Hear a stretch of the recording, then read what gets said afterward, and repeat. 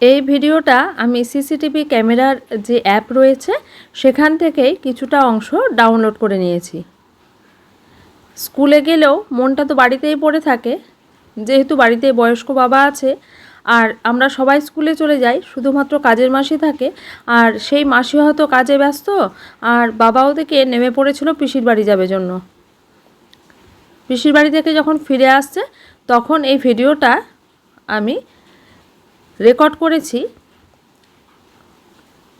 যতটা স্পিডে দেখানো হচ্ছে এতটা স্পিডে তো সাধারণত চলাফেরা করতে পারে না, খুব কষ্ট হয়, খুব আস্তে আস্তে যায়। আসলে সব সময় ঘরে থাকতে থাকতে এতটাই বিরক্ত হয়ে যায়, তাই কষ্ট হলেও একটু হলেও পিসিকে সপ্তাহে 2-1 দিন দেখা চাই।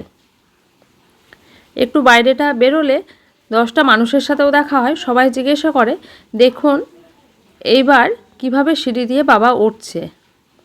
ওয়াকার নিয়ে এইভাবে ওঠা সত্যিই খুব কষ্টকর।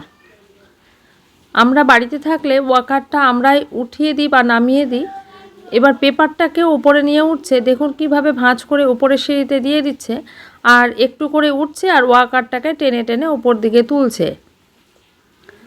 দেখে খুব মায়া লাগে। কিন্তু একটা সময় যখন হাঁটাচলা একেবারেই বন্ধ হয়ে গেছিলো, তার থেকে এই অবস্থা অনেকটাই ভালো, এটা ভেবে যা একটু মনে শান্তি হয়।